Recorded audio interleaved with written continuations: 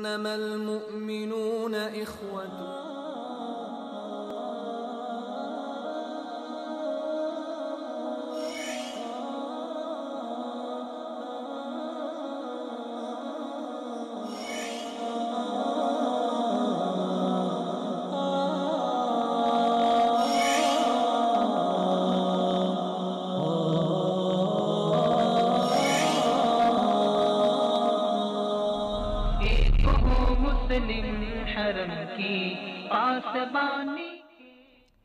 السلام علیکم ورحمۃ اللہ وبرکاتہ. ناظرین، کیا دنیا غزہ کے آخری شہری کی شہادت کا انتظار کر رہی ہے؟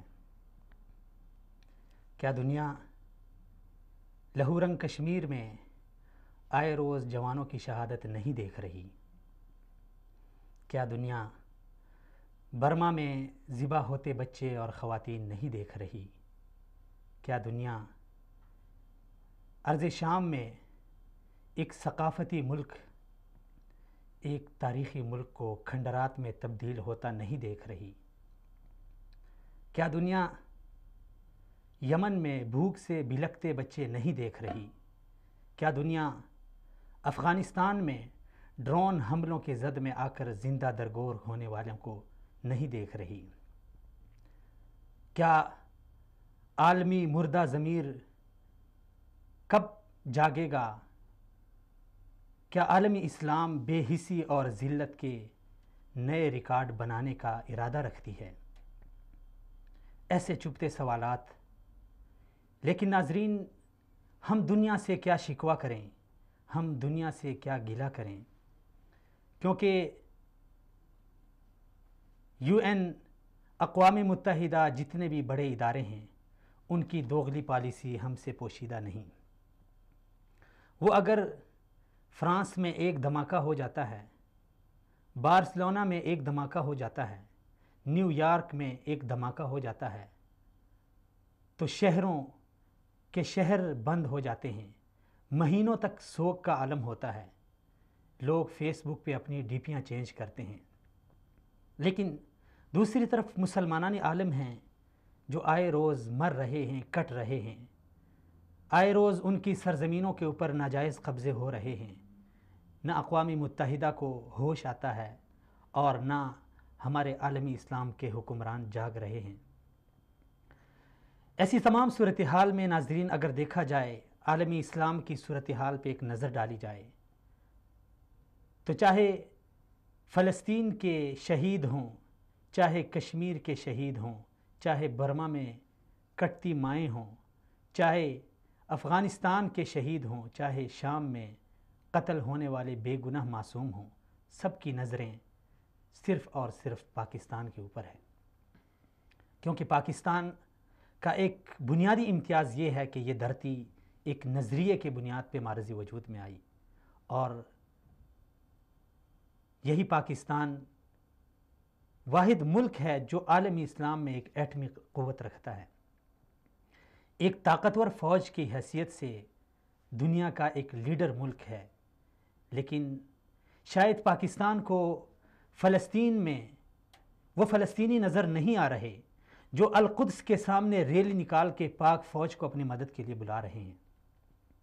شاید پاکستان کو، پاکستانی فوج کو، شاید پاکستانی حکومت کو وہ کشمیری نظر نہیں آ رہے جو شہادت کے بعد بھی پاک پرچم میں لپٹے اس دنیا سے جا رہے ہیں.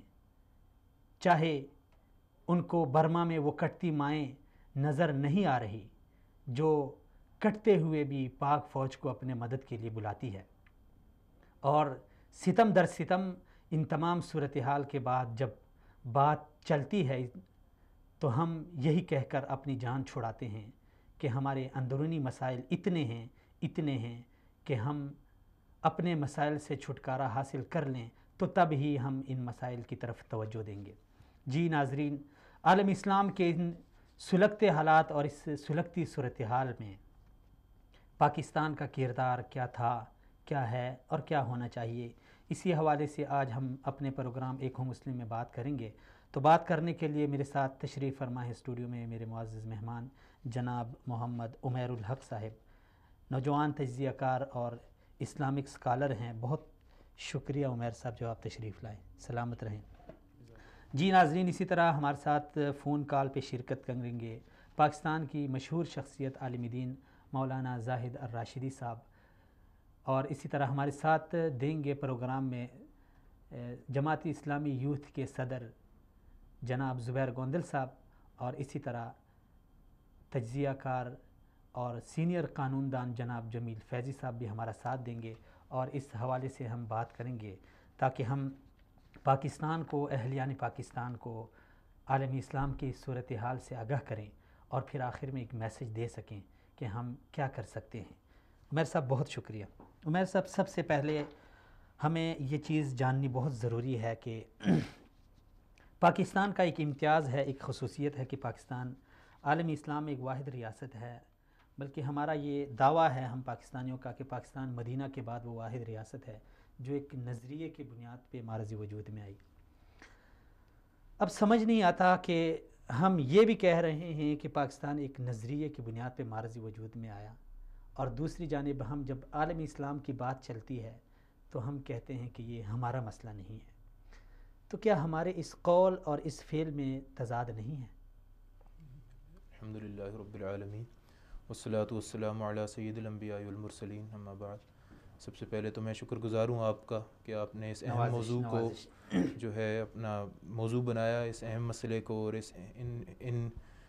ان موضوعات پہ بات کرنے کے لیے آپ نے انعقاد کیا اس پروگرام کا، اور مجھے موقع دیا کہ میں اپنی ناقص رائے جو ہے وہ پیش کر سکوں. پہلی بات تو یہ ہے کہ ہندوستان اسلام جب یہاں آیا تھا تب سے لے کے انگریزوں کی آمد تک یہاں پہ ملوکیت رہی ہے، بادشاہت کا نظام رہا ہے. اس میں مسلمان بادشاہ بھی رہے، مسلمان ہندو بادشاہوں سے بھی لڑے، سکھوں سے بھی مدبھیڑ ہوئی، اور مسلمان آپس میں بھی جنگیں ہوئیں ان کی، لیکن پورے ملک پہ بہت بڑا عرصہ ایک مسلمانوں کی حکمرانی رہی. انگریزوں کے آنے کے بعد اور ان کی حکومت جب قائم ہو گئی 1857 میں، تو اس کے بعد انہوں نے یہاں پہ پہلے تو خود جو ہے اب خود خوب کمایا، یہاں سے خوب انہوں نے اپنا پیٹ بھرا، اور ہندوستان کے جس کو سونے کی چڑیا کہا جاتا تھا اس کو خوب انہوں نے خزانے اس کے جو ہے وہ لوٹے. کوہ نور ہو یا اس کے علاوہ بہت کچھ، یعنی ریل کا انفراسٹرکچر اور بہت ساری چیزیں انہوں نے اپنی سہولت کے لیے اور اپنی فائدے کے لیے بنائی، اور ان چیزوں سے بعد میں مسلمانوں نے، ہند کے اور پاکستان کے لوگوں نے بھی فائدہ اٹھایا، اس میں بھی شک نہیں ہے. لیکن بہرحال وہ سب ان کا انفراسٹرکچر جو تھا وہ ان کے اپنے برطانیہ کے لیے تھا.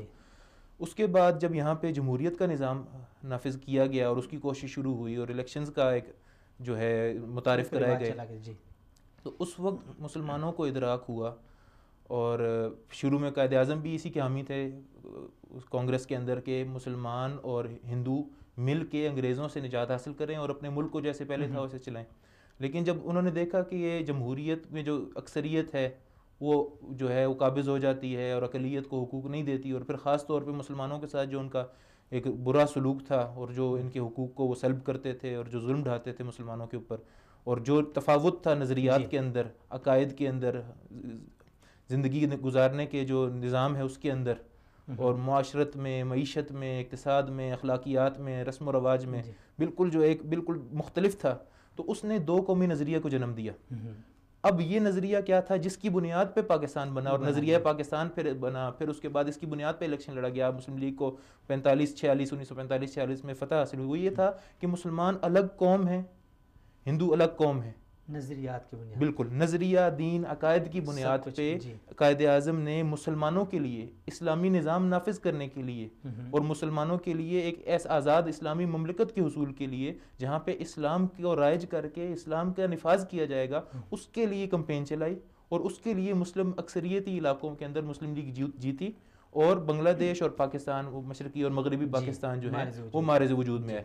تو یہ سمجھنا کہ یہ ایک کوئی تاریخ ہے اس کی کہ یہاں پہ پاکستان بھی تھا، یہ نہیں تھا. یہ ہندوستان تھا، اس کے ساتھ افغانستان تھا، ایران تھا، یہاں پہ پاکستان نام کی کوئی چیز نہیں تھی. پاکستان کا دوسرا نام اسلام ہے. اسلام کی بنیاد نہ ہوتی تو پاکستان نہ بنتا. یہ بڑا سچا نعرہ تھا کہ پاکستان کا مطلب کیا، لا الہ الا اللہ، اس سے کوئی مفر نہیں ہو سکتا. تو سب سے پہلے جب یہ بات ہم سمجھ لیتے ہیں کہ پاکستان اسلام کے لیے اسلامی ریاست وجود میں آئی، تو اب یہ اس کو پھر اسلامی عالم اسلامی سے جدا کر کے دیکھنا، یہ بالکل ایک ایسی چیز ہے کہ آپ ایک کام کے لیے ایک چیز کو حاصل کریں اور پھر اس سے وہ کام نہ لیں. یعنی اس مگے کو آپ نے خریدا اور پھر اس میں آپ چائے نہ پئیں, کعوہ نہ پئیں. یعنی جس چیز مقصد کے لیے کوئی چیز بنی ہو اس کو بھول جانا, یہ اس قوم کی اور اس نظریے کی موت ہوتی ہے. پاکستان کا کوئی وجود نہیں ہے نظریہ پاکستان کے بغیر, اور نظریہ پاکستان سوائے اسلامی مملکت بنانے کے اور کوئی نظریہ نہیں. تو یہ لوگ جو کچھ پروپیگنڈا کرتے ہیں کہ یہ مقصد نہیں تھا, ویسے ہی تقسیم ہونی تھی, کسی اور کی کچھ لوگ اعتراض اٹھاتے ہیں کہ جی یہ تو انہیں ایک بفر زون چاہیے تھا سوویت یونین اور انڈیا کے درمیان, تاکہ ایک نظریاتی شدت والی قوم جو ہے وہ گرم پانیوں سے روک سکے. لیکن پاکستانیوں نے, مسلمانوں نے کیوں بنایا, قائد اعظم نے کیوں بنایا, علامہ اقبال نے کیا بتایا, قائد اعظم نے, لیاقت علی خان نے, مسلم لیگ کے جتنی محسنین ہیں انہوں نے کس بات پہ ابھارا, مسلمانوں نے کس بات پہ ووٹ دیے, مسلمان کیوں علیحدہ ہوئے, کیوں قربانیاں دیں, 10 لاکھ سے زیادہ کیوں لوگ شہید ہوئے. تو وہ سارا کچھ سامنے رکھ کے ہم پاکستان کو اسلام سے اگر جدا کریں گے تو پھر پاکستان, جس طرح آج کل کچھ لوگ کہتے ہیں جی 1947 میں ہم علیحدہ ہو گئے, بڑا انہیں دکھ لگتا ہے. تو بھائی اگر یہ نظریہ نکال دیں گے تو پھر واقعی دکھ کی بات ہے, ایک ملک دو کیوں بنا. لیکن اگر اسلام اور اس کا نظریہ باقی رہے گا تو پاکستان باقی رہے گا, اور پاکستان عالم اسلام سے جڑا ہوا ہے کیونکہ نظریاتی چیز ہے. تو پھر جو بعض لوگ یہ کہتے ہیں, یعنی جب کہیں پہ مسئلہ ہوتا ہے کسی بھی عالمی اسلام کے کسی بھی مملکت میں, تو بعض ہمارے لیڈر, بعض ہمارے دانشور, اب ان کے ہم نام نہیں لے سکتے, لیکن میڈیا میں بھی وہ ان کے بڑے چرچے ہیں اور پارلیمنٹ تک وہ پہنچ چکے ہیں, وہ کہتے ہیں کہ یہ ہمارا مسئلہ نہیں ہے. یعنی اس کا مطلب ہے کہ وہ ایک نظریے کو محدود کرنا چاہتے ہیں. تو کیا نظریہ بھی محدود ہوتا ہے؟ یعنی اس کی آپ سمپل سا میں بتا دوں کہ کیا نظریے کے لیے جغرافیائی حد ہوتی ہے یا نہیں؟ دیکھیں جی, نبی پاک صلی اللہ علیہ وسلم نے مدینہ کے اندر, مکہ مکرمہ کے اندر اسلام کی دعوت کا آغاز کیا, مدینہ منورہ کے اندر اسلام کی ریاست کا جو ہے بنیاد ڈالی, اور اس کے بعد اللہ تعالیٰ کا جو پیغام تھا کہ قل یا ایھا الناس انی رسول اللہ الیکم جمیعا, آپ فرما دیجئے کہ میں سارے انسانوں تم سب کی طرف اللہ کا نبی ہوں. تو جو دین آفاقی ہے اس کا نظریہ بھی آفاقی ہے, اور اس کی بنیاد پہ بننے والا ملک بھی آفاقی ہے. ہم اپنے آپ کو اپنی ذات تک محدود نہیں کر سکتے نظریاتی طور پہ. ہاں اگر عملی طور پہ کچھ کرنا ہے اس کے لیے ہمیں دیکھنا ہوگا کہ ہماری استعداد کیا ہے, ہم کتنے جوگے ہیں, جسے پنجابی میں کہتے ہیں, ہم کس قابل ہیں, ہم کیا کر سکتے ہیں, ہم کیا کردار ہو سکتا ہے ہمارا. وہ تو obviously ایک بندہ کتنی لمبی چھلانگ مارے گا, لیکن اس کا مطلب یہ نہیں ہے کہ ہمارا مقصد نہیں ہے وہ, یا ہم اس لیے بنے نہیں ہیں. ہم اپنے آپ کو نظریاتی طور پہ کبھی بھی امت مسلمہ سے جدا نہیں کر سکتے, نہ یہ اسلام کا منشا ہے. نبی پاک صلی اللہ علیہ وسلم نے کہا ہے کہ یہ امت جسد واحد کی طرح ہے, اس کا ایک عضو اگر بیمار ہوتا ہے تو پورا جسم بخار میں جاتا ہے, آنکھیں روتی ہیں, جسم میں درد ہوتی ہے, اور جو ہے پورا جسم بے چین رہتا ہے.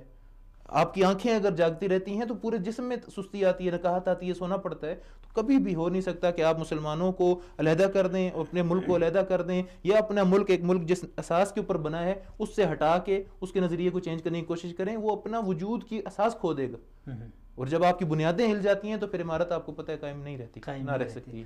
تو آپ نے کہا کہ ہر انسان کو اپنا بخوبی علم ہوتا ہے کہ میں کتنی لمبی اور کتنی اونچی چھلانگ مار سکتا ہوں.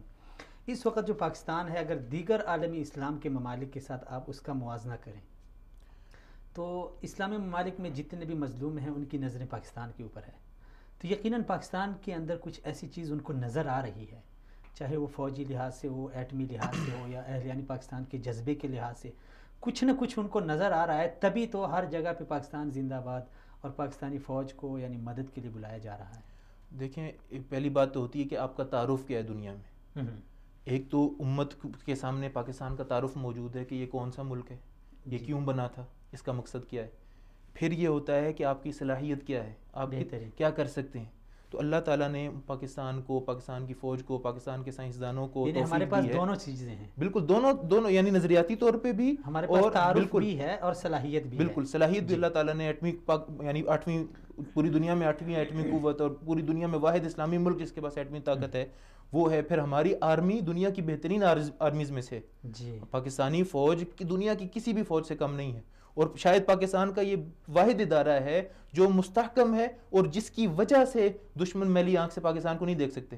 ورنہ ہمارا کوئی اور شعبہ اتنا کمپیٹنٹ نہیں ہے کہ اس کی صلاحیت اور اس کی کارکردگی کی وجہ سے لوگ ہیبت زدہ ہوں. صرف ایک پاکستان کی آرمی ہے کہ جس کو لوگ رشک سے دیکھتے ہیں, جس سے خوف کھاتے ہیں دشمن, جس کو توڑنے کی, جس کو کمزور کرنے کی سازش کرتے ہیں, اور جس کو بدنام کرنے کی کوششیں کرتے ہیں. تو ہمیں یہ دیکھنا چاہیے کہ اس کو بدنام کرنے والے کون ہیں، یا وہ کون لوگ ان کے اعلی کار بن رہے ہیں، اور اس کو مضبوط کرنا کن کی خواہش ہے، اور اس کی مضبوطی کے ساتھ پاکستان کے بقا اور سلامتی جڑی ہوئی ہے، اور پاکستان کی سلامتی کے ساتھ پوری امت کی امیدیں جڑی ہوئی ہیں.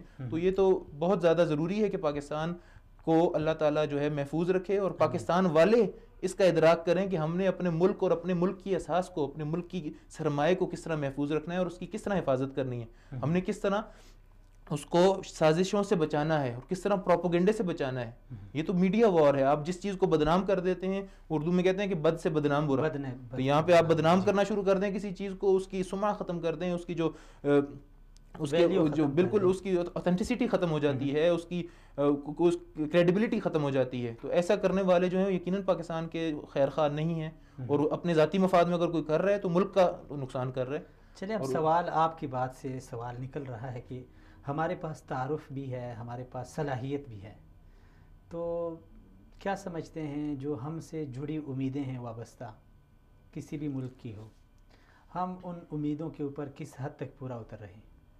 دیکھیں عبداللہ بھائی، بات یہ ہے کہ ہم تبھی امیدوں پہ پورا اتر سکتے ہیں جی اگر ہم اپنے آپ کو ذمہ دار سمجھیں. ہمارے جو ہماری قیادت ہے، جی اگر وہ اپنی ذمہ داری کا احساس کرے، پھر وہ اپنی ذمہ داری کو ادا کرنے کی کوشش کرے، پھر وہ اپنی ذمہ داری کو ادا کرنے کی صلاحیت رکھتی ہو، اتنی اس کے اندر ایبلٹی ہو، یہ ساری چیزیں جو ہیں یہ ساری جڑی ہوتی ہیں. اس کے بعد پھر آپ اپنی ذمہ داری کو ادا کرنے کے لیے جو ہے اپنا محنت یا جدوجہد شروع کرتے ہیں. پاکستان پچھلے کافی عرصے سے، خاص طور پہ افغان جنگ سے، بہت شدید بحران میں اس لیے ہے کہ ہر طرف سے یہ گھرا ہوا ہے دشمنوں میں.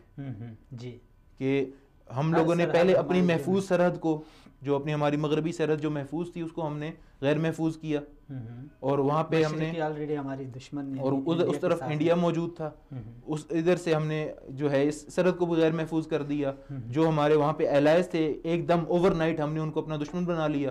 پھر اپنی جتنی ہماری ایئر بیسز تھیں، اور جتنے ہمارے اثاثے تھے، اور جتنی ہماری مورچے تھے، وہ ہم نے چپ کر کے امریکہ کے حوالے کر دیے. اور اس کے بعد پھر ہم نے ان کو سپلائی لائن کے لیے راستہ دے دیا، ان کو ڈرونز کی اجازت دے دی. یعنی اپنے ملک میں ہم نے اپنے دشمن پیدا کر لیے. پھر قبائلی علاقوں میں جو باغی اٹھے، وہ تحریک طالبان پاکستان کی صورت میں اور باقی دہشت گرد جماعتوں کی صورت میں، وہ انڈیا کے اور را کے اور موساد کے اعلی کار بن گئے. ڈائریکٹلی ان سے وہ ایک فنڈنگ ہو رہی ہے، اور ایک یعنی آپریشن کے اوپر ایک دہشت گردی کے واقعے کے بعد ان سے وہاں سے انعام وصول کرتے ہیں، اور علاج ان کے لوگ جا کے وہاں پہ کراتے ہیں. اور افغان حکومت جو سرکاری وہاں کی حکومت ہے، جو بڑی اپنے آپ کو دہشت گردی کا جو مظلوم سمجھتی ہے اور دہشت گردی کا نشانہ سمجھتی ہے، ایک طرف وہ پاکستان سے مطالبہ کرتی ہے کہ پاکستان جو ہے دہشت گردوں کی مدد نہ کرے، دوسری طرف پاکستان میں دہشت گردی کرنے والوں کو سر عام وہاں پہ رہنے کی اجازت ہے. کابل میں ان کے گھر ہیں. آپ نے غالباً سنا ہوا احسان اللہ احسان کا جو انٹرویو آیا تھا. تو ان لوگوں کو، یعنی پاکستان ان سارے مسائل سے دوچار ہے. اس میں پھر چونکہ اب امریکہ وہاں پہ کامیاب نہیں ہو سکا، تو وہ بھی چاہتا ہے کہ ہم کچھ تو کر کے جائیں یہاں پہ. افغان میں تو وہاں کے چونکہ قبائلی طرز حکومت ہے، اور وہاں پہ گوریلا وارفیئر ہے، تو طالبان کو تو قابو کر نہیں سکے. تو جس طرح انہوں نے ویتنام سے نکلتے ہوئے کمبوڈیا کو تباہ کیا تھا، اب وہ چاہتے ہیں کہ پاکستان سے جاتے جاتے اس کا بھٹا بٹھا دیں، تاکہ چونکہ، اور ایک بہت بڑی وجہ یہ ہے کہ پاکستان اسٹریٹجک پارٹنر ہے چائنا کا، اور چائنا اور پاکستان مل کے اگر سی پیک بنا لیتے ہیں تو چائنا کے لیے ٹریڈ جو ہے، اور ایکسپورٹ اور امپورٹ جو ہے، امپورٹ تو ان کو ضرورت نہیں ہے، ایکسپورٹ اتنی آسان ہو جائے گی اور ان کے لیے اتنی لیس کاسٹلی ہو جائے گی کہ جو رہی صحیح کسر ہے دنیا کے اندر باقی انڈسٹریز کی، وہ بھی بیٹھ جائے گی.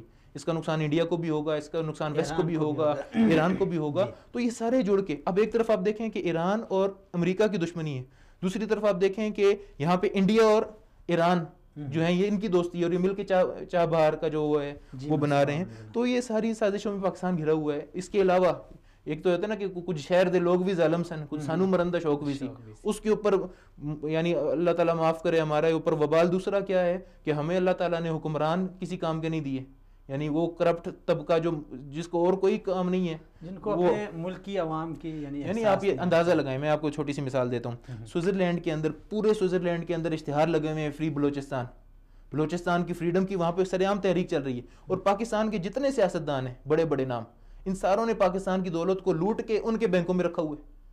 یہ کس منہ سے انہیں کہیں کہ جی آپ پاکستان کو نہ توڑو یا نہ توڑنے دو؟ وہ کہتے ہیں تم خود غدار ہو، چور ہو، لٹیرے ہو، اپنے ملک کو لوٹ کے غریبوں کا پسینہ خون ہر چیز نچوڑ کے تم نے ہمارے پاس لا کے رکھا ہوا ہے. تم اپنے ملک کے خیر خواہ نہیں ہو، تم کس منہ سے ہمیں کہو گے کہ ہم تمہارے ملک کو نہ توڑیں؟ اور براہم داغ بوٹی کو انہوں نے وہ پناہ بھی دی رکھی ہے، اب وہاں پہ پوری تحریک چلا رہے ہیں، کوئی انہیں پوچھنے والا نہیں ہے، یہ بول نہیں سکتے، یہ چور ہے، کیا جا کے بولیں گے ادھر.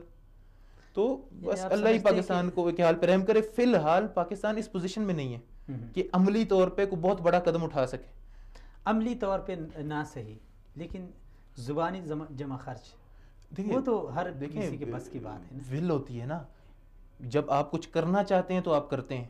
جب ہمارے ہاں ہمارے حکمران طبقے کا جو مطمع نظر ہے وہ ان کے ذاتی کاروبار ہوں، ان کی اپنی ذاتی تعلقات ہوں، ان کے اپنے بزنسز ہوں، اگر انہوں نے کسی بھی ملک میں کرنے ہیں، ان کے اپنے فورن جو ہے پراپرٹیز ہوں اور ان کے فورن اکاؤنٹس ہوں، جب انہوں نے ان کو بچانا ہو اور پاکستان کی معیشت، پاکستان کی عوام، پاکستان کے مسائل، اس سے ان کو سروکار نہ ہو، اس کی انہیں فکر نہ ہو، اور پاکستان کی عوام کے بنیادی مسائل، بنیادی ضروریات، اس کو وہ پورا نہ کر رہے ہوں، تو ایسی صورت میں آپ ایسے حکمرانوں سے کیا توقع کریں گے کہ امت کی بات کریں گے؟ چلیں حکمرانوں کو آپ بالکل سائڈ پہ رکھ دیں. پاکستان کی عوام تو بڑی اسلام پسند ہے، مسلمانوں کے ساتھ جہاں پہ بھی ہیں مسلمان، ان کے ساتھ اہلیان پاکستان کے دل دھڑکتے ہیں. تو ہم نے دیکھا یہ جو ابھی حالیہ فلسطین کا ایک ایشو سامنے آیا، تو اس پہ پاکستان میں بہت بڑی بڑی جماعتیں ہیں مذہبی طور پہ جو سیاست میں بھی بڑی ایکٹیو ہیں. وہاں سے ہمیں کچھ اچھا رسپانس نہیں ملا، حالانکہ اگر ہم دیکھیں تو غیر مسلم ممالک میں بڑے مظاہرے ہوئے. افغانستان جو ہمارا پڑوسی ملک ہے جسے ہم کچھ نہیں سمجھتے، وہاں پہ بہت یعنی لوگوں نے اپنے جذبات کا اظہار کیا، لیکن پاکستان بالکل ٹھنڈا رہا. عبداللہ بھائی، میں گزارش یہ کرتا ہوں کہ ہمارے جو اندرونی مسائل ہیں نا، چند بنیادی مسائل ہیں، یعنی پاکستان کے آپ سمجھ لیں یا پوری امت کے اندر اس وقت جو اندرونی داخلی طور پہ ہمارے جو مسائل ہیں، چند موٹے موٹے مسائل ہیں. سب سے پہلی بات تو یہ کہ ہمارا دیندار طبقہ اسلام کا نمائندہ نہیں رہا.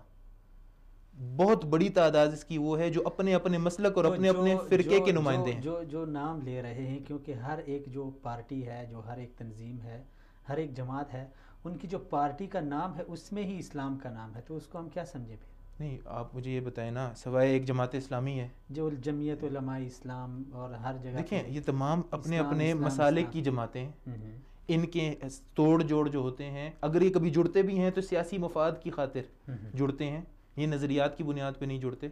دکھ کی بات ہے، میں کوئی فخر سے نہیں بتا رہا، مجھے دکھ ہے اس بات کا کہ اگر ہمارے علماء. اچھا زبیر صاحب کو لے لیتے ہیں پھر اس کے بعد. السلام علیکم ورحمۃ اللہ.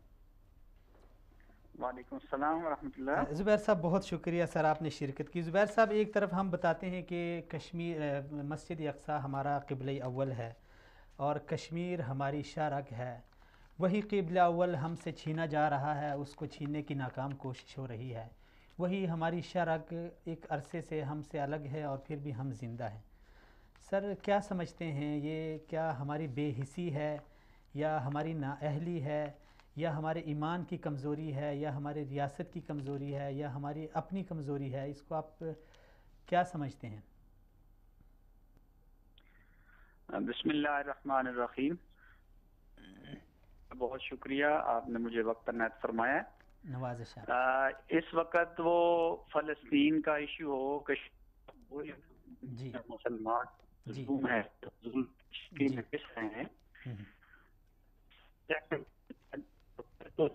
مسلمان ممالک ہیں اور ان کی حکومتیں ہیں، ان کی ذمہ داری ہے کہ وہ مظلوم مسلمانوں کے لیے اپنا کردار ادا کریں.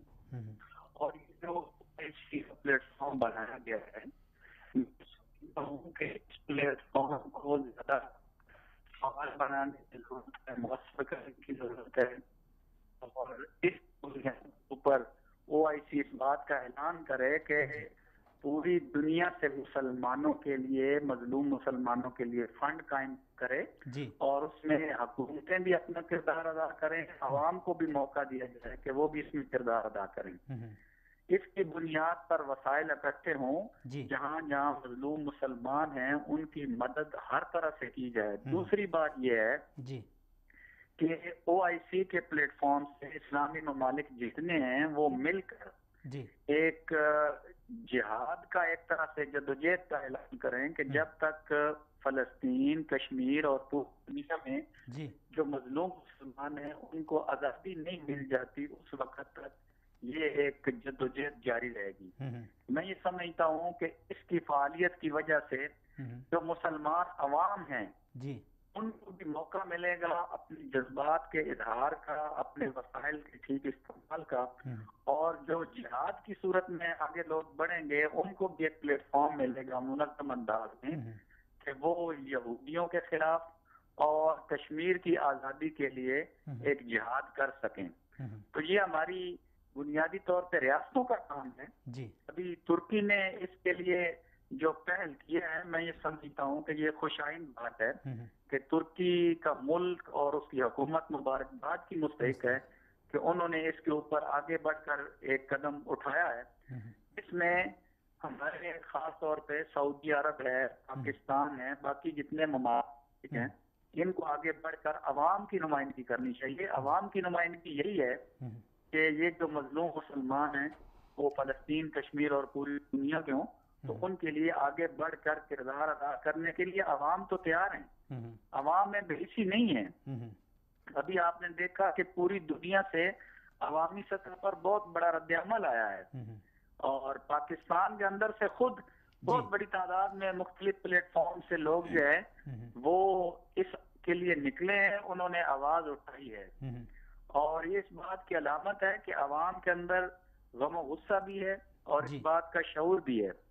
اور ظاہر ہے کہ فلسطین کا ایشو تو ایسا ہے کہ جو ہمارے ایمان کا حصہ ہے، اور قبلہ اول بیت المقدس کی آزادی جو ہے یہ ایک مسلمان کے لیے ایمان کا درجہ رکھتی ہے ہر لحاظ سے، تو اس لیے لوگ اور عوام اس جی زبیر صاحب معذرت آپ کی بات کاٹ رہا ہوں۔ جماعتی اسلامی نے پاکستان میں کل ملین مارچ جو کراچی میں اس کا مظاہرہ کیا، بہت ہی ایک اچھا میسج عالمی اسلام اور دنیا کے سامنے ایک پاکستان کا ایک اچھا امیج ظاہر ہوا ہے، سامنے آیا ہے۔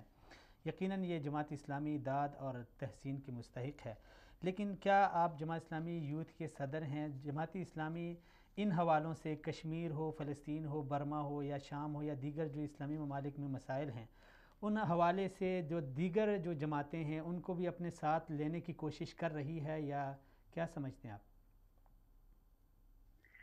دیکھیں، یہ جو ایشو ہے اس میں کوئی شک نہیں ہے کہ جماعت اسلامی پاکستان نے اس کے اوپر بڑے ہی بھرپور انداز میں یہاں آواز اٹھائی ہے۔ صرف یہاں پہ آواز نہیں اٹھائی، بنگلہ دیش کی جماعت اسلامی نے بھی اس کے اوپر آواز اٹھائی ہے۔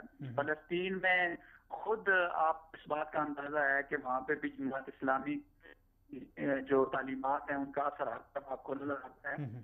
بات یہ گیا کہ باقی جو مسلمان ہیں، باقی جو ہیں، باقی جو لوگ ہیں مختلف حوالوں سے، یہ سب کا کامن ایشو ہے۔ جماعت اسلامی تو یہ کہہ رہی ہے کہ اس کے اوپر نہ صرف پاکستان میں بلکہ دنیا میں ہر طرح کی فرقہ واریت، مسل کی تعصبات اور سیاسی وابستگیوں سے بالا تر ہو کر ایشو پر اکٹھے ہونے کی ضرورت ہے، اور جماعت اسلامی اس کے لیے ارادہ بھی رکھتی ہے کہ پاکستان کی تمام سیاسی اور عالمی قوتوں کو اکٹھا کر کے حکومت کے اوپر دباؤ ڈالا جائے کہ وہ اس میں اپنا بھرپور کردار ادا کرے۔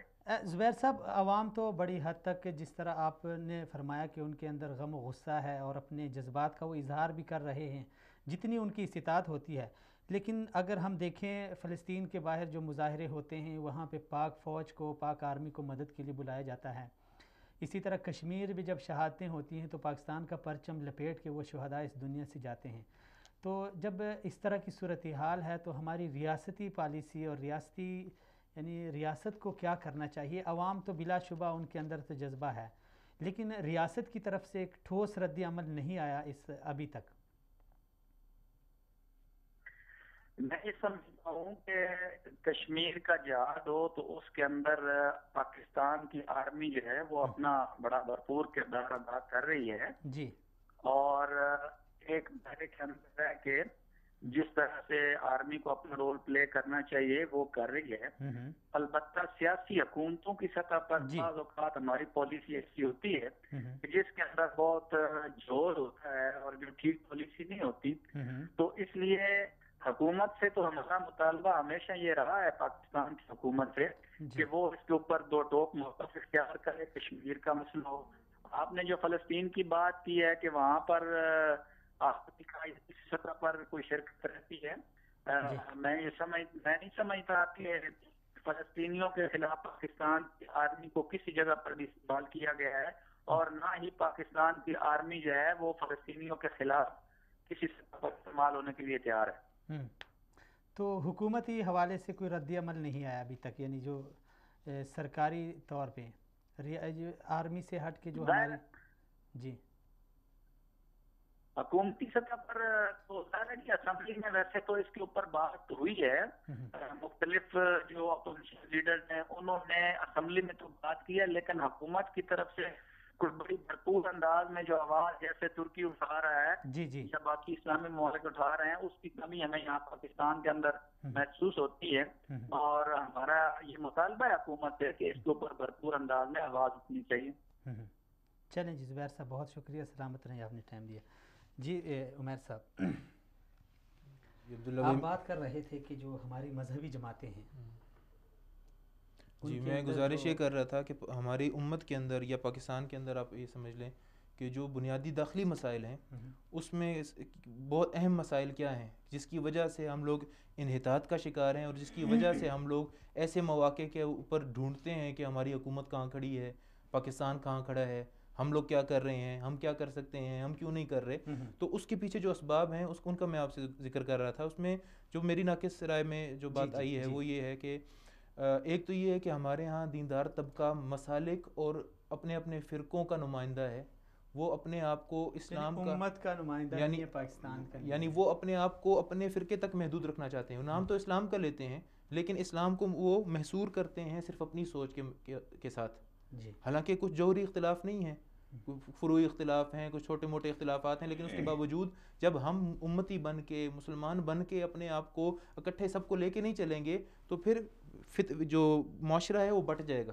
تو جو دیندار طبقہ ہے وہ اس تقسیم میں چلا جاتا ہے، اور جو تھوڑا دین سے دور ہے. بعض ایشو تو ایسے ہیں عمیر صاحب کہ ان کے اوپر تقسیم کا سوال ہی پیدا نہیں ہوتا. مثلا ختم نبوت کا مسئلہ ہے، فلسطین کا ہے، یا حرمین شریفین کا ہے، یا حرمت رسول کا ہے. بالکل صحیح. تو یہ چیزیں اس میں ایسے مسائل پہ آ کے دینی جماعتیں تو جڑ جاتی ہیں. میں مجموعی طور پہ جو معاشرہ بٹا ہے اس کی میں آپ کو گزارش کر رہا ہوں کہ جب وہ دیکھتے ہیں دینی جماعتوں کا، دینی لوگوں کا یہ رویہ ہے، یہ طرز عمل ہے ان کا، یہ یعنی ان کا یہ انداز بیان ہے، ان کا یہ انداز اظہار اسلام ہے، تو پھر جو تھوڑا دنیا دار طبقہ ہے یا جو تھوڑا ان سے دور ہے یا ان کی فکر کو جو نہیں قبول کر سکتا یا نہیں اس کو سن پاتا، وہ ان کے اندر فکری الحاد آتا ہے.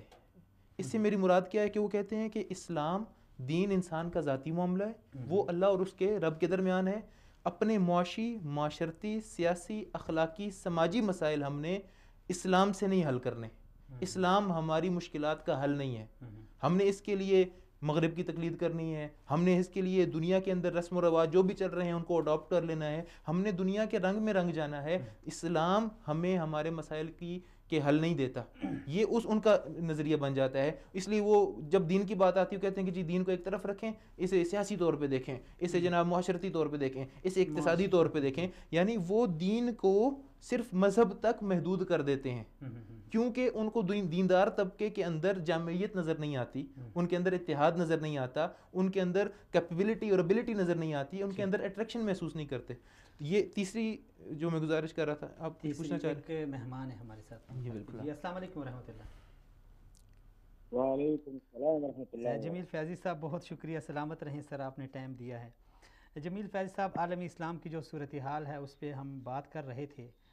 کشمیر ہو، فلسطین ہو، برما ہو، شام ہو، افغانستان ہو، دیگر جتنے بھی ممالک ہیں ان سب کی صورتحال آپ کے بھی سامنے ہے، ہمارے بھی سامنے ہیں. لیکن جب دوسری طرف دیکھا جائے تو ایک اٹل حقیقت یہ بھی ہے کہ ان سب کی نظریں پاکستان کے اوپر ہیں، کیونکہ پاکستان ہی ایک عالمی اسلام کا ایک لیڈر ملک ہے. جب پاکستان کی بات آتی ہے اور پاکستان کے حوالے سے جب ہم بات کرتے ہیں تو آپ کیا سمجھ رہے ہیں کہ ان تمام مسلم ممالک میں جو مظالم ڈھائے جا رہے ہیں ان حوالوں سے پاکستان کا رد عمل آپ اس سے مطمئن ہیں یا نہیں؟ اعوذ باللہ السمیع العلیم من الشیطان الرجیم، بسم اللہ الرحمن الرحیم. بہت شکریہ پروفیسر عبداللہ عالمزی بھائی کہ آپ نے مجھے لائن پہ لیا.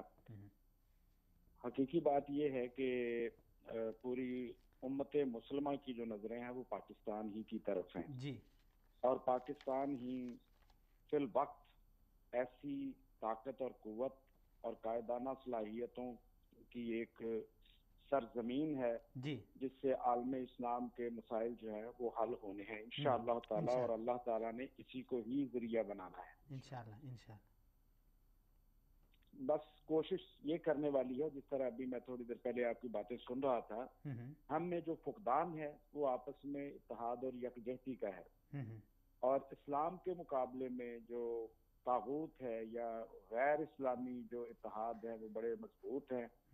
الکفر و ملت واحدہ یہ ایک بڑا مشہور مقولہ ہے، اور بعض اس کو حدیث بھی کہتے ہیں۔ یہ طے شدہ بات ہے کہ وہ پاکستان کو نشانہ بنائے ہوئے ہیں، کیونکہ ان کو پتہ ہے کہ جب یہاں پہ اسٹیبلٹی آئے گی، پاکستان مضبوط اور مستحکم ہوگا، تو پھر پوری دنیا کے مسلمانوں کی اشک شوئی ہوگی، ان کے ساتھ جو ہونے والی زیادتیاں ہیں وہ رکیں گی اور ان کا ازالہ ہوگا۔ میں آپ کی توجہ اس بات کی طرف مبذول کروانا چاہتا ہوں کہ پاکستان کی اپنے حریف یا کہہ لیں کہ ہمسایہ ممالک کے ساتھ جنگیں بھی ہوتی رہی ہیں، یہ پاکستان کی محبت اور پاکستان کے ساتھ وابستگی اور تعلق اور اس کے اوپر اعتماد تھا کہ عرب ممالک کے جو حکمران ہیں وہ کعبے کے غلاف پکڑ پکڑ کر پاکستان کی فتح کی دعائیں مانگتے رہے ہیں۔ ہندوستان کے مسلمان جو پس رہے ہیں، گو وہ اس طبقے میں رہتے ہیں، اس معاشرے میں رہتے ہیں، وہ وہاں پہ بیٹھ کے جو بھی بات کریں وہ الگ بات ہے، لیکن ان کے دل بھی پاکستان کے ساتھ ہی دھڑکتے ہیں، اور جب بھی پاکستان پہ مشکل وقت آتا ہے تو ان کو پھر سے یہ خدشات پیدا ہو جاتے ہیں کہ ان کی آبروئیں ایک دفعہ پھر سٹیک پہ لگ گئی ہیں، ان کے مفادات پھر ایک دفعہ سٹیک پہ لگ گئے ہیں۔ آپ کو یاد ہوگا جب پاکستان نے ایٹمی دھماکے کیے تھے تو پاکستان سے پہلے جو عرب ممالک ہیں اور جو مسلمان ممالک ہیں وہاں کی مٹھائیوں کی دکان پر مٹھائیاں ختم ہو گئی تھی پاکستان میں ختم ہونے سے پہلے، اور یہ وہ وقت تھا جب فلسطین کے پتھر ہاتھوں میں پکڑے ہوئے اور غلیل پکڑے ہوئے بچے جو ہیں وہ اسرائیلی فوجیوں کے سامنے سینہ تان کر کھڑے ہو گئے تھے کہ اب جو ہے وہ تمہیں ہماری طرف دیکھنے کی جرت نہیں ہوگی کیونکہ پاکستان ایک ایٹمی طاقت بن گیا ہے۔ تو یہ تو طے شدہ بات ہے کہ پاکستان ہی انشاءاللہ تعالی ابھرنا ہے، اسی کو نکلنا ہے، اسی کو قیادت سنبھالنی ہے، اور صرف عالم اسلام کی نہیں بلکہ دنیا بھر میں جتنے اہم فیصلے ہونے ہیں پاکستان اب ان تو کا ابھی سرخیل فیض صاحب، ابھی آپ نے کہا ابھرنا ہے اور قیادت سنبھالنی ہے پاکستان کو، تو ابھی کیوں نہیں سنبھال رہا؟ ایک عرصہ سے ہم کشمیر میں بھی بہتا لہو دیکھ رہے ہیں، ایک عرصے سے ہم برما میں بھی کٹتی لاشیں ذبح ہوتی لاشیں دیکھ رہے ہیں، فلسطین میں بھی غزہ میں بھی شہید ہوتے نوجوان دیکھ رہے ہیں، تو کب یہ قیادت، یعنی ایک عجیب، ہم جیسے لوگوں کے دلوں میں، عام جو لوگ ہیں، عوام ہیں، معاشرے کے افراد ہیں، ان کے ذہن میں سوال آتا ہے کہ آخر کب اس قوت کو، اس صلاحیت کو کارآمد بنایا جائے گا، اور ابھی کارآمد نہ بنانے کی وجہ کیا ہے؟ جی، جن لوگوں کے دلوں میں یہ سوال اٹھ رہا ہے، خاص طور پہ پاکستان کے لوگ ہیں یا دیگر ممالک میں بھی اگر کوئی لوگ ہیں، تو اس کا سوال کا جواب بھی انہی کے پاس موجود ہے کہ کیا وہ اپنا حق پوری طرح سے ادا کر رہے ہیں۔ پاکستان ایک خطہ زمین کا نام صرف نہیں ہے بلکہ یہ اس میں بسنے والے 20 کروڑ مسلمانوں کی آواز کا نام ہے۔ جی پاکستان کے اندر بسنے والے جتنے مسلمان ہیں، جو یہ سوال جن کے ذہنوں میں پیدا ہوتے ہیں کہ ایسا کیوں نہیں ہو رہا، جس دن انہوں نے اپنے حق ادا کرنے شروع کر دیے، اور سب سے بڑا حق کیا ہے کہ وہ اپنی صفوں میں اتحاد پیدا کریں، وہ جو عالم کفر ہے اسلام کے مقابلے میں ظاہر ہے عالم کفر ہے، طاغوت ہے، وہ تو اکٹھا ہو جاتا ہے پاکستان کو مٹانے کے لیے، لیکن پاکستان کو اتحاد اور یکجہتی دینے کے لیے پاکستان کے اندر سے آوازیں کمزور کی جاتی ہیں۔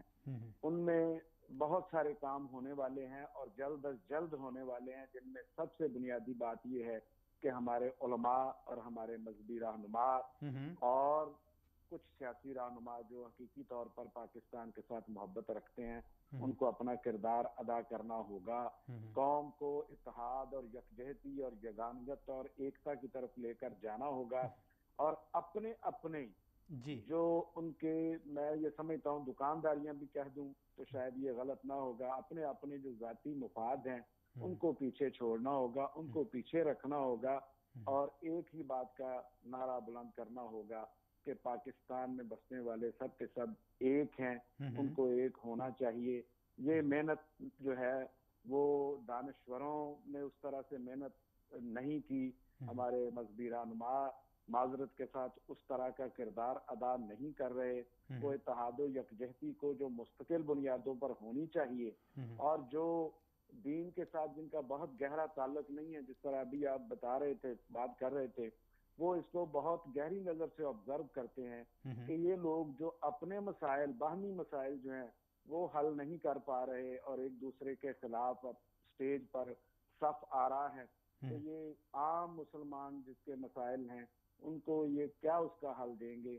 ان کو یہ جو احساس، یعنی جو آپ لوگوں سمجھتے کے ہیں کہ دلوں میں کشمیر راسخ کے ہوتا لیے جا رہا ہے۔ آواز اٹھانا، فلسطین کے لیے، برما کے لیے، دیگر اسلامی ممالک کے لیے، ان سب کے لیے اہل پاکستان کی آواز بننے سے قبل ضروری ہے کہ ہم آپس میں متحد ہو جائیں؟ دیکھیں، آواز کے اندر جو ہے وہ طاقت تبھی پیدا ہوگی، اس کے اثرات تبھی ہوں گے۔ آواز تو اٹھ رہی ہے، آپ دیکھ رہے ہیں کہ ہر جماعت کم و بیش ان کے لیے آواز اٹھا رہی ہے، سڑکوں پہ نکل رہی ہے، لیکن اس کے اثرات کیوں نہیں ہو رہے؟ اس کے اثرات اس لیے نہیں ہو رہے کہ ہم بکھرے ہوئے ہیں۔ وہ جانتے ہیں کہ یہ وقتی طور پہ ان میں ابال آتا ہے، ایک ظلم دیکھتے ہیں، اس کے خلاف نکلتے ہیں، لیکن من حیث القوم جو ان کے اندر ایک جذبہ یکجہتی ہونا چاہیے وہ پیدا نہیں ہو رہا۔ یہ بنیادی طور پہ جو جنگ چل رہی ہے، یا ایک کہہ لیں کہ حربے استعمال ہو رہے ہیں مسلمانوں کو اکٹھا کرنے کے اور مسلمانوں کو آپس میں توڑنے کے اور اختلاف پیدا کرنے کے، یہ چل رہا ہے اس وقت سارا سلسلہ۔ اور اس میں فی الحال میں سمجھتا ہوں کہ پاکستان میں کو اکٹھا کرنے والے، بلکہ پورے عالم اسلام کو جو اکٹھا کرنے والی طاقتیں ہیں، وہ اس طرح سے اپنا کردار ادا نہیں کر رہی جس طرح ان کو کرنا چاہیے۔ جس دن یہ کردار دلی طور پر ادا کرنا شروع کر دیں گے انشاءاللہ تعالی، اس دن آدھے سے زیادہ مسائل ویسے ہی حل ہو جائیں گے انشاءاللہ۔ مسلمانوں پر ظلم و ستم بھی بند ہو جائے گا۔ جیسے آپ کو پتہ ہوگا کہ پہلے بھی جس وقت ہندوستان نے ایٹمی دھماکے کیے تھے اور انہوں نے شور ڈالنا شروع کر دیا تھا کہ اب ہم پاکستان پر کسی بھی وقت جا سکتے ہیں، تو پاکستان نے یکجہتی کا اظہار کیا اور ایک زبان سے حکومت کو مجبور کیا کہ ہمیں ہندوستان کا جواب دینا ہے۔ تو اس کا نتیجہ یہ نکلا کہ ان کی زبانیں پھر گنگ ہو گئیں، پھر ان کی آوازیں پست ہو گئیں، ان کے لہجے جو تلخ تھے ان میں شیرینی آ گئی۔ تو اب بھی یہ ہے کہ ہمیں جب بھی ہم نے نکلنا ہے اتحاد یکجہتی کی فضا کو لے کے نکلنا ہے، اور اس سلسلے میں میں یہ سمجھتا ہوں کہ میڈیا کو اپنا رول اس طرح سے ادا کرنا ہے، دانشوروں کو رول ادا کرنا ہے، اور ہر وہ طبقہ جو نوٹیبل ہے، جو زوما ہے پاکستان کے، ان کو باہر نکل کر اپنا کردار ادا کرنا ہے، ان کو گلی اور محلوں میں آ کر اپنے آپ کو منوانا ہے کہ ہم ایک ہیں، اور ہماری انائیں جو ہے وہ پیچھے ہیں۔ اسلام ہمارے لیے اور پاکستان اور عالم اسلام ہمارے لیے سب سے آگے ہے۔ چلیں جی جمیل صاحب، بہت شکریہ، سلامت رہیں۔ ہمارے پاس ایک مہمان اور ہیں، مولانا راشدی صاحب، زاہد راشدی صاحب، ان سے بھی ہم نے بات کرنی ہے، لیکن اس سے قبل آپ عمیر صاحب، آپ کی بات چل رہی تھی، معذرت کے ساتھ 2 بار میں نے آپ کو ڈسٹرب کیا۔ بڑی مفید بات کی انہوں نے، تو طالب علم ہوں، میری کیا بات ہے، ماشاءاللہ بڑا اچھا لگا ان کی بات سن کے، بلکہ ان کی بات سے مجھے بار بار حضرت علامہ اقبال رحمۃ اللہ علیہ کا ایک شعر میرے ذہن میں آ رہا تھا کہ ان کی بات کا وہ جو نچوڑ ہوتا ہے نا، کہ انہوں نے فرمایا کہ کسی یکجائی سے اب عہد غلامی کر لو، کسی یکجائی سے اب عہد غلامی کر لو، ملت احمد مرسل کو مقامی کر لو، کہ کسی بات پہ جڑ جاؤ، مل جاؤ، اکٹھے ہو جاؤ۔ اور ہمارے جو پروگرام ہے اس کا جو ایک ہوں مسلم حرم کی پاسبانی کے لیے، نیل کے ساحل سے لے کر تا بخا کے کاشغر۔ تو گزارش یہ تھی کہ میں گزارش کر رہا تھا کہ امت کے اندر جو داخلی مسائل ہیں ان میں 2 ہم نے ذکر کیے تھے، کہ ایک تو فرقہ واریت ہے، اس کی وجہ سے فکری الحاد آ رہا ہے کہ لوگ اسلام کو مسائل کا حل نہیں سمجھ رہے۔ اس وقت تیسرے نمبر پہ یہ ہے کہ ہمارے ہاں تعلیم، سائنٹیفک تعلیم اور ٹیکنالوجی کی طرف کوئی توجہ نہیں ہے، ہم اس میں بہت پیچھے ہیں۔ اور شاید اس کو سمجھا جاتا ہے کہ شاید یہ ہمارے دینی طور پہ ہم اس کے مکلف نہیں ہیں. آخری بار معذرت. نہیں کوئی مسئلہ نہیں, آپ نے بالکل وہ بڑے اللہ السلام علیکم ورحمۃ اللہ. کی بات مفید ہے. وعلیکم السلام ورحمۃ اللہ. مولانا زاہد الراشدی صاحب بہت شکریہ, سلامت رہیں, آپ نے ٹائم دیا. مولانا صاحب ہم بات کر رہے ہیں عالمی اسلام کے مسائل, جن میں خصوصاً فلسطین, کشمیر, برما اور دیگر جو اسلامی ممالک ہیں, اور ان حوالوں سے پاکستان کا جو کردار کیا تھا, کیا ہے اور کیا ہونا چاہیے. مولانا صاحب, اس وقت عالمی اسلام کی نظریں بلا شبہ پاکستان کے اوپر ہیں, اور پاکستان میں اہلیان پاکستان کے جذبات تو بالکل قابل دید بھی ہیں اور قابل داد بھی ہیں, لیکن ریاستی طور پہ ہمارا یعنی وہ رد عمل نہیں آ رہا جو آنا چاہیے تھا, جس میں ایک سوال بہت اہم ہے. بعض لوگوں کا یہ کہنا ہے کہ پاکستان کے اندرونی مسائل بہت ہیں, اس لیے اس کے اندر یہ صلاحیت نہیں ہے کہ وہ جا کے فلسطین کا مسئلہ حل کرے, کشمیر کا حل کرے. تو آپ اس سے متفق ہیں, اتفاق کرتے ہیں یا نہیں؟ بسم اللہ الرحمن الرحیم. گزارش یہ ہے کہ یہ جو ہمارے جو یہ اجتماعی مسائل دنیا کے مختلف حصوں میں جی ہمیں درپیش ہیں, ان کی بنیادی وجہ تو یہ ہے کہ عالم اسلام کی کوئی مرکزیت اور وحدت اور اجتماعی قیادت کا کوئی نیٹ ورک موجود نہیں ہے. جی, خلافت عثمانیہ جیسی کیسی بھی تھی, لیکن بہرحال ایک آواز تھی اور ایک مرکز تھا, وحدت تھی, اس سے لوگوں کو سہارا ہوتا تھا. لیکن اس کے بعد ہم اجتماعی قیادت سے محروم ہو گئے ہیں, اور ہماری وحدت اور مرکزیت کا کوئی عنوان نہیں اس وقت ہمارے پاس. اس کو پور کرنے کے لیے OIC بنی تھی, لیکن OIC بھی اپنا کردار ادا کر رہی. پاکستان سے توقعات پوری دنیا کو وابستہ ہے, اس پر بہت تفصیل سے بات کی جا سکتی ہے. اس کی بنیادی وجہ یہ ہے کہ پاکستان کا قیام اسلام کے لیے اسلام کے نام پر عمل میں آیا تھا, کہ اسلامی ریاست کے طور پر, اور پاکستان نے اسلام اور ملت اسلامیہ کی خدمت کو اپنا ہدف قرار دیا تھا. قائد اعظم محمد علی جناح مرحوم کے بہت سے ارشادات کے سلسلے میں ریکارڈ پر موجود ہیں. اور پاکستان کا اپنا قومی مزاج جو ہے مسلمانوں کے بارے میں جذبات اور عصبیت کے اعتبار سے یہ بھی دنیا میں امتیازی حیثیت رکھتا ہے. اس لیے پاکستان سے لوگوں کی توقعات دنیا بھر میں ہے, اور وہ توقعات درست ہیں. پاکستانی قوم میں وہ توقعات پوری کرنے کی صلاحیت موجود ہے, لیکن ہماری قیادت جکڑی ہوئی ہے. کچھ بین الاقوامی مفادات میں اور کچھ علاقائی مفادات میں ہم مفادات کے گھروں میں جکڑے ہوئے ہیں, اور ہم ملک کو صحیح قیادت کے ٹریک پہ لانے میں کامیاب نہیں ہو رہے. اس کے لیے کچھ مسائل ہیں جو ہمارے ہیں, کچھ مسائل پیدا کیے جائیں تاکہ پاکستان اس رول پر نہ آ سکے. پوری دنیا کی جیسے عالم اسلام کی نظریں پاکستان پر ہیں, عالم کفر کی نظریں بھی پاکستان پر ہیں, کہ اس کو اس پوزیشن پہ نہ آنے دیا جائے کہ وہ دنیا کی رہنمائی کر سکے اور دنیا کی قیادت کر سکے. یہ دونوں طرف سے. اس میں ایک بات یہ بھی ہے کہ ہمارے ہاں ہم جو پاکستان کے دینی حلقے ہیں, دینی حلقوں کی ترجیحات بھی, یہ بات تو ہماری درست ہے کہ جب بھی کوئی موقع آتا ہے تو ہم اکٹھے ہو جاتے ہیں, رد عمل کا اظہار کرتے ہیں اور اپنے مقاصد بھی حاصل کر لیتے ہیں.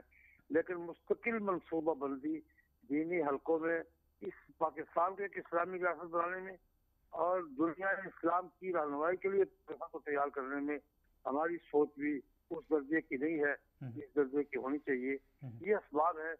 توقعات تو دنیا کی ٹھیک ہیں, پاکستانی قوم میں صلاحیت بھی موجود ہے, لیکن اس کے لیے کچھ رکاوٹیں بھی ہیں اور کچھ قیادت کا مولانا صاحب دیگر جو پاکستان میں جو معذرت کے ساتھ آپ کی بات کاٹ رہا ہوں, دیگر جو ہماری پاکستان میں جو سیاسی پارٹیاں ہیں ان کے اوپر تو ہم جو مذہبی لوگ ہیں ہم یہ کہہ کے ایک لیبل لگاتے ہیں کہ یہ سیکولر لوگ ہیں یا سیکولرزم کو چاہتے ہیں پاکستان میں, لبرلزم, سیکولرزم, اور یہ جو مدر پیدر آزادی ہے اس کے پرچار میں یہ لگے ہوئے ہیں. لیکن دوسری جانب اگر ہمارے جو دینی شاعر ہیں ان کے اوپر مثلاً فلسطین کا مسئلہ ہو گیا یا ختم نبوت کا مسئلہ ہو گیا یا حرمت رسول کا, دفاع حرمین کا, اس کے اوپر جب مذہبی جماعتوں کا وہ آتا ہے تو وہ بھی بالکل منتشر ہیں, یعنی یکجا نہیں ہوتے. چلیں سیاست میں ان کے اپنے اپنے منشور ہیں، اپنے اپنے مفادات ہیں، لیکن ایسی صورتحال میں فلسطین کا ایشو ہو، کشمیر کا ہو، ختم نبوت کا ہو، اس پہ آپ کیا سمجھتے ہیں مذہبی جماعتوں کا جو کردار ہے وہ تسلی بخش ہے یا نہیں؟ میرا نقطہ نظر قدرے مختلف ہے. جی میں یہ کرتا ہوں کہ سیاسی جماعتوں سے بھی مایوس ہونے کی ضرورت نہیں ہے. جی جب بھی ہم نے مثلا ملک کو اسلامی ریاست بنانے میں، اسلامی دفعات شامل کرنے میں، ناموس رسالت کے مسئلے پر، ختم نبوت کے مسئلے پر، اعلان مصطفیٰ کے مسئلے پر، ہم نے سیاسی جماعتوں کو بھی اگر بلایا ہے تو وہ آئی ہیں. جی میرے خیال سے سیاسی جماعتوں کو یہ کیا کہ رد کر دینا کوئی سیکولر کی بات نہیں میں سمجھتا.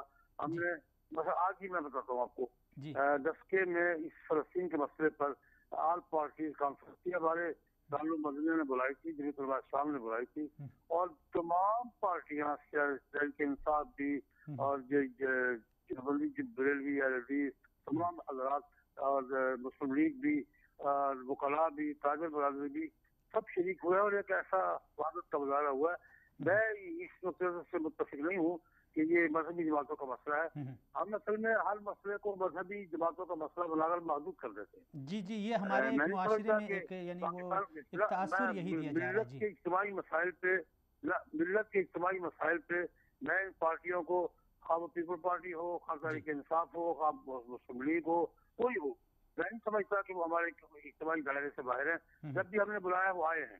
جی میں اس کو تخصیص کرنے کا قائل نہیں. ہمارے قومی مسائل ہیں، ملی مسائل ہیں، اور ان کو ملی دائرے میں ہی ہمیں ڈیل کرنا ہوگا، تبھی ہم اس کے اپنے رائے کو منظم کر سکیں گے اور دباؤ صحیح منظم کر سکیں گے. چلیں جی، بہت شکریہ، سلامت رہیں، جزاکم اللہ خیر، آپ نے شرکت کی. جی ایک راشدی صاحب نے ایک آخر میں میرے سوال یعنی کرنے کا مقصد یہ تھا کہ بعض مسائل ہمارے پاکستان میں وہ بعض جماعتوں کے ساتھ خاص ہو گئے. مثلاً یعنی حرمت رسول کا، ختم نبوت کا مسئلہ جو بریلوی مکتبی فکر ہے، اگرچہ اس کے پیچھے یعنی ہر ایک سارے شامل ہو جاتے ہیں، لیکن ایک لیبل جو ہے نا ان کے اوپر لیڈ وہ کرتے ہیں. جب فلسطین کا ایشو آتا ہے، کشمیر کا آتا ہے، تو اس کو جماعت اسلامی کے حوالے کر دیتے ہیں. جب اسی طرح یعنی دفاع حرمین کا آتا ہے تو وہ اس طرح، تو یہ ایک لیبل لگا ہوا ہے. لیکن انہوں نے کہا کہ یہ بڑی اچھی بات ہے اور ہمیں سن کر خوشی ہوئی ہے کہ جب بھی وہ بلاتے ہیں تو ساری پارٹیاں جو ہے نا وہ آتی ہے. اس دن MNA جو علی محمد خان صاحب ہیں وہ ہمارے ساتھ مہمان تھے، تو ان سے میں نے کہا دیکھیں PTI ہے، ایک بہت بڑی سیاسی جماعت ہے. سیاسی جلسے جب ہم ان کے دیکھیں بڑے بڑے جلسے ہوتے ہیں، کیا ہی اچھا ہو کہ وہ فلسطین کے حوالے سے بھی، کیونکہ وہ بھی ہماری پارٹی ہے نا، ہم عوام کی پارٹی ہے. بالکل صحیح. تو جب ایسی پارٹیاں نکلے گی تو ایک اچھا تاثر ملے گا. جی خیر، آپ اپنی بات میں گزارش یہ کر رہا تھا، میں چند چیزیں بس میں چاہتا تھا کہ موقع سے فائدہ اٹھاؤں. اور جی بس وہ ٹائم بھی ہمارے پاس. ایک تو یہ ہے کہ ہمارے ہاں بنیادی جو ضروریات ہوتی ہیں، ضروریات زندگی، ان کی فراہمی نہ ہونے کی وجہ سے معاشرے کے اندر اخلاقی اسلام کی بات کر جی داخلی جو مسائل ہیں نا مسلمانوں کے، پاکستان میں ہوں یا ویسے ہوں، ڈیولپنگ کنٹریز جتنی ہیں وہاں پہ یہ مسائل ہیں کہ بنیادی ضروریات نہ ہونے کی وجہ سے اخلاقی پستی آتی ہے، جس کی وجہ سے پھر دولت کا حصول جو ہے اس کے لیے کرپشن کا راستہ اور دو نمبری کا راستہ اختیار کیا جاتا ہے، اور علم اور سائنس اور ٹیکنالوجی اس کی طرف توجہ نہیں دی جاتی. اس کا مثال آپ کو دیتا ہوں کہ ویسٹ کے اندر یا دنیا کے امیر ترین لوگ جو ہیں آج کل، جیسے بل گیٹس ہے، فیس بک جس نے ڈیولپ کی ہے، مارک زکربرگ وہ ہے، اس طرح باقی لوگ ہیں، وہ ٹیکنالوجی کے تھرو پیسے امیر ہو رہے ہیں. اور ہمارے یہاں جو جتنا بڑا کرپٹ ہوتا ہے، جیسے سیاست کے تھرو پیپلز پارٹی کے جو بڑے بڑے لیڈر ہیں یہ امیر ہو رہے ہیں، اسی طرح بڑے بڑے جو صنعت کار ہیں جو قرضے معاف کراتے ہیں یا وہ، تو ہمارے یہاں اس طرف وہ رجحان نہیں ہے. اس کو بہت زیادہ اہمیت دینے کی ضرورت ہے کہ دین، دنیاوی تعلیم، سائنسی ترقی، یہ اللہ تعالیٰ کا حکم ہے. کہ اللہ تعالیٰ فرماتے ہیں کہ وَأَعِدُّوا لَهُم مَّا اسْتَطَعْتُم مِّن قُوَّةٍ، کہ جتنی تمہاری استطاعت ہے اپنے دشمنوں کے لیے اپنی تیاری کرو، علمی اعتبار سے بھی کرو، فنون کے اعتبار سے بھی کرو، ٹیکنالوجی کے اعتبار سے بھی کرو، عسکری اعتبار سے بھی کرو، ہر اعتبار سے کرو. تو اس میں صرف عسکریت کے ساتھ خاص نہیں ہے. دوسرا میں فلسطین کے حوالے سے گزارش یہ کرنا چاہ رہا تھا، آج کل بہت یہ بات چل رہی ہے تو میں چاہ رہا تھا کہ اس کو ایڈریس کر دوں کہ لوگ یہ کہتے ہیں آج کل یہ مسلمان بہت پھیلا رہے ہیں بات کہ جی بیت المقدس پہ یہودیوں کا حق ہے. جی بہت اہم سوال. بیت المقدس یہودیوں کا حق ہے، تاریخی طور پہ ان کا حق ہے، مسلمانوں کا ادھر حق نہیں ہے، اور اس طرح کی فضولیات کہتے ہیں جان چھڑانے کے لیے کہ بھئی ہم تو بولے ہی نہ، انہیں کا حق ہے وہی لے لیں. یہ بالکل غلط بات ہے. یہودیوں کا تھا, اگر ان کو مل بالکل گیا تو بالکل یہ بڑی تاریخ ہے اس کی جی, اور حضرت سلیمان علیہ السلام سے وہ شروع کرتے ہیں. اب میں اس کو گزارش کرتا ہوں کہ یہ بات سمجھنے کی ہے. جی پہلی بات تو یہ ہے کہ مسلمانوں کے لیے حقوق اور واجبات کیا ہیں, اس کا مصدر ہمارا دین ہے. ہمیں ہمارا دین بتائے گا کہ ہمارا حق کس چیز پہ ہے اور ہمارے واجبات کیا ہیں. ٹھیک ہے, تو نبی پاک صلی اللہ علیہ وسلم نے اس کو مسلمانوں کی مقدس جا قرار دیا. قرآن پاک نے اس کو مبارک اور مقدس قرار دیا. نبی پاک صلی اللہ علیہ وسلم کی معراج وہاں سے شروع ہوا. پہلی بات تو یہ. دوسری بات یہ, حضرت داؤد اور سلیمان علیہ السلام کو مسلمان اور اسلام اون کرتا ہے, یہودی اون نہیں کرتے. ان کی اپنی کتابوں میں جو تعلیمات ہیں وہ اس کے مخالف عقائد رکھتے ہیں, مسلمان اس کے مطابق عقائد رکھتے ہیں. تیسری بات یہ ہے کہ مسلمانوں نے جب حضرت عمر کے دور میں یا صلاح الدین ایوبی کے دور میں اس کو حاصل کیا, فتح کیا, تو اس وقت کے رائج بین الاقوامی قوانین کے مطابق پاکستان مسلمان جو ہیں اس کے وہ قانونی طور پہ حکمران بنے اور قانونی طور پہ ان کی تحویل میں آئے, باقاعدہ ایگریمنٹس ہوئے اور ساری چیزیں طے ہوئی. جبکہ آج کے بین الاقوامی قانون کے مطابق یہ جو قبضہ ہے اسرائیل کا, یہ غیر قانونی ہے اور غیر آئینی ہے. اس کی وجہ یہ ہے کہ جب کسی ملک میں کوئی دوسرے آتے ہیں, سب سے پہلے تو یہ اس ملک, جس ملک میں کوئی باہر سے لوگ آ رہے ہیں, انویڈرز آ رہے ہیں یا رہنے کے لیے آ رہے ہیں, تو اس ملک کے ثوابدید ہے وہ انہیں نیشنلٹی دے یا نہ دے, پہلی بات. دوسری بات یہ ہے کہ جب بھی کوئی ملک کسی جگہ پہ کوئی ڈسپیوٹڈ جو جگہ ہوتی ہے, قطع ارضی ہوتا ہے, تو اس میں یک طرفہ فیصلے سے کوئی چیز سب نہیں ہوتی, قانونی طور پہ اس کا کوئی اثر نہیں ہوتا جب تک کہ دونوں میوچلی ایگریمنٹ نہ ہو کسی چیز کے اوپر. تو اس حوالے سے قانونی طور پہ بھی, دینی طور پہ بھی, اخلاقی طور پہ بھی, تاریخی طور پہ بھی, ہر لحاظ سے مسلمانوں کا حق ہے قدس کے اوپر, فلسطین کے اوپر, بیت المقدس کے اوپر, اور یہ انشاءاللہ مسلمان حق واپس لے کے رہیں گے. آخری ایک آیت میں گزارش کرنا چاہتا ہوں کہ سارے سینیریو کو سامنے رکھتے ہوئے اللہ تعالیٰ فرماتے ہیں لیس بامانیجکم ولا امانیجی اہل الکتاب من یعمل سوءا یجز بہ ولا یجد له من دون اللہ ولیا ولا نصیرا, کہ نہ تمہاری خواہشات پہ اور امنگوں پہ فیصلہ ہوگا, نہ یہود و نصارہ اور اہل کتاب کی امنگوں پہ فیصلہ ہوگا. جو کوشش کرے گا, جو محنت کرے گا, اس کا ثمرہ ملے گا. جو برا کرے گا اس کو اس کا نتیجہ بھگتنا پڑے گا. اور جو اللہ تعالیٰ کی فرما برداری نہیں کرے گا, اللہ کے احکام کو نافذ نہیں کرے گا, اللہ نہ اس کا دوست بنے گا نہ اس کی مدد کرے گا. تو اللہ تعالیٰ ہمیں دین کو اپنے اوپر نافذ کر کے دین کے مطابق محنت کرنے کی توفیق عطا فرمائے. بہت شکریہ, آپ نے موقع دی. بہت شکریہ عمیر صاحب. ناظرین آپ کا بھی بے حد شکریہ. اپنے دیگر مہمانان گرامی مولانا زاہد الراشدی صاحب, جناب زبیر گوندل صاحب اور جناب جمیل فیضی صاحب, تمام مہمانان گرامی کا تہہ دل سے مشکور ہوں کہ انہوں نے ٹائم دیا. بڑی ہی خوبصورت بات کر دی آخر میں عمیر صاحب نے, اور پورے مسئلے کا حل بتا دیا کہ جو اشفاق احمد صاحب نے مرحوم نے کہا تھا کہ اگر ایک کافر اور مسلمان دریا میں گر جائیں تو وہی بچ کر نکلے گا جس کو تیرنا آتا ہو. یہ نظام ہدایت میں سے نہیں ہے بلکہ نظام قدرت میں سے ہے, اور نظام قدرت کے مطابق جو بھی چلے گا وہ جیتے گا. نظام ہدایت وہ الگ چیز ہے, لیکن نظام قدرت ایک الگ چیز ہے, اور نظام قدرت کے مطابق چاہے مسلمان چلے چاہے کافر چلے وہ جیت جائے گا. آج اگر ہم رونا رو رہے ہیں تو شاید ہم اس نظام قدرت سے ہٹ کے چل رہے ہیں, اور شاید ہم اس آیت سے غافل ہیں کہ نہ تمہاری خواہش کے مطابق ہوگا نہ یہود کی خواہش کے مطابق ہوگا. جو بھی عمل کرے گا اس کو صلہ مل کے رہے گا. لیکن میرے جتنے بھی مہمانان گرامی تھے ناظرین, ان کی سب کی باتیں جب میں نے سنی, عمیر صاحب کی, مولانا صاحب کی, زبیر صاحب کی اور جمیل صاحب کی, تو سب نے ایک ہی بات پہ زور دیا جو کہ ہمارے اس پروگرام کا اصل عنوان ہے, اور وہ ہے ایک ہو مسلم. مولانا صاحب نے کہا کہ ہمارے ملک میں اور عالمی اسلام میں اوورآل, اور پھر خصوصاً ہمارے ملک میں مرکزیت نہیں ہے, اجتماعیت نہیں ہے. ہم ایک مسئلے پہ اکٹھے نہیں ہو رہے, اپنے اپنے مفادات کو لے کے چلتے ہیں, چاہے وہ ملکوں کے لحاظ سے ہو چاہے وہ اندر ایک مملکت میں تنظیم اور پارٹیوں کے لحاظ سے ہو. جب تک ہم آپس میں ایک نہیں ہوتے, اور ایک نہ ہونے کی وجہ سے ایک تو ہمارے مفادات آڑے آتے ہیں, اور دوسرا یہ ہے کہ بیرونی جو استعمار کی قوت ہے وہ ہمیں لڑا کے اپنے مفادات حاصل کر رہی ہے. جب تک ہم ان سازشوں کو سمجھ کے ایک نہیں ہوتے, ایک آواز نہیں بنتے, تو یقین جانیے ہم کچھ بھی نہیں کر سکتے, اور نہ ہی ہم کچھ کرنے کے قابل رہیں گے. انہی چند گزارشات کے ساتھ ہمیں بھی اجازت دیجیے, ہمارا ٹائم ختم ہوا چاہتا ہے. اگلے پروگرام میں آپ ناظرین کے ساتھ پھر سے ملاقات ہوگی, تب تک کے لیے اللہ حافظ.